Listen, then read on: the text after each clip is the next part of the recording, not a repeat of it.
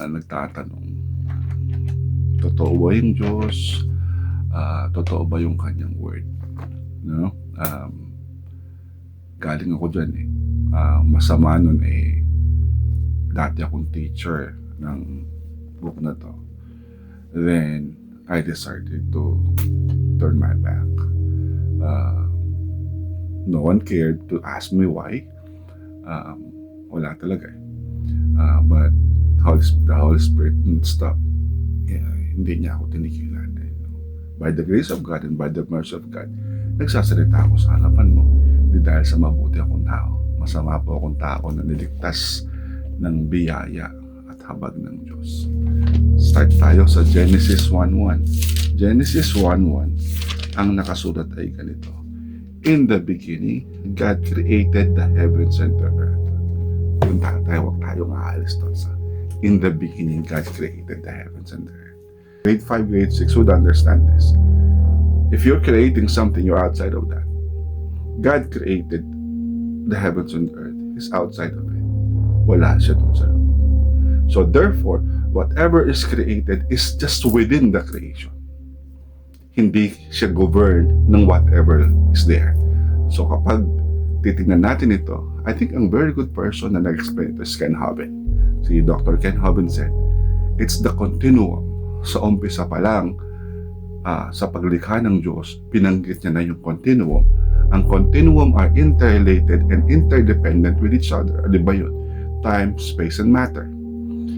So dahil henyo ang Diyos, is more than a genius, when He started creating, kinreate niya ito ng tama. In the beginning, time. God created the heavens, expanse.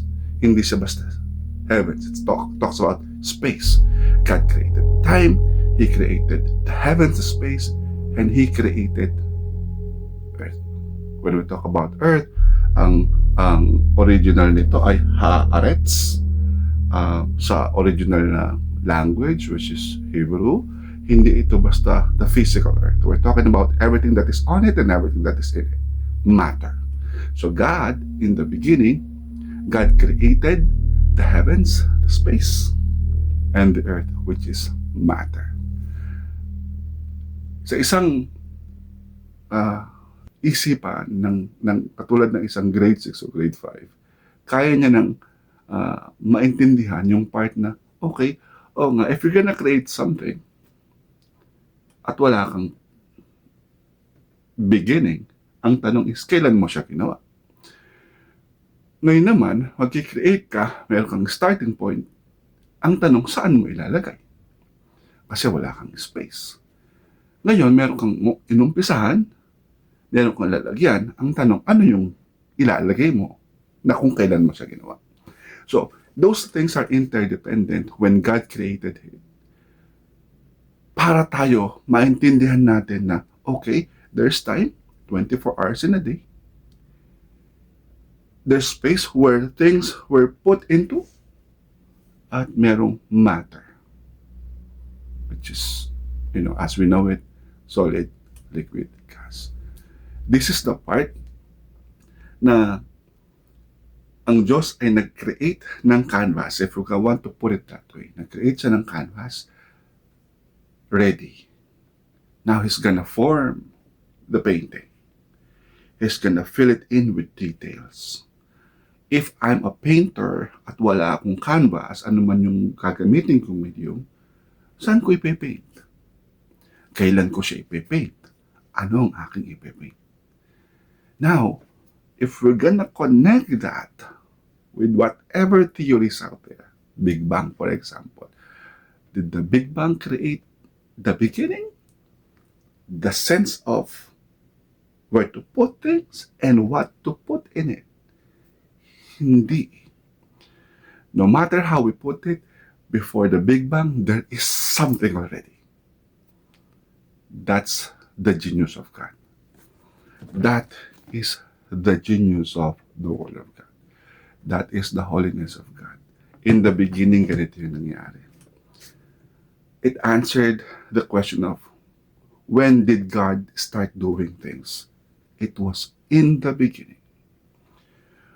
Where did God start putting things. He created the heavens. What did God put into the earth, which is the matter? The good thing is that above all this, he said, no, lahat maganda, no, lahat mabuti, everything's good. So he said. Then he said, let us create man after our own image. When he started creating the canvas, he already has us in his mind and in his heart. And we won't just be any ordinary or regular creation. We were handmade by God. And because of that, mahal na mahal niya tayo. And He did not let His word perish nor fade away. Para hanggang sa panahon natin ngayon, makikilala mo siya. Makikilala ko siya. At patuloy natin siyang kikilalanin.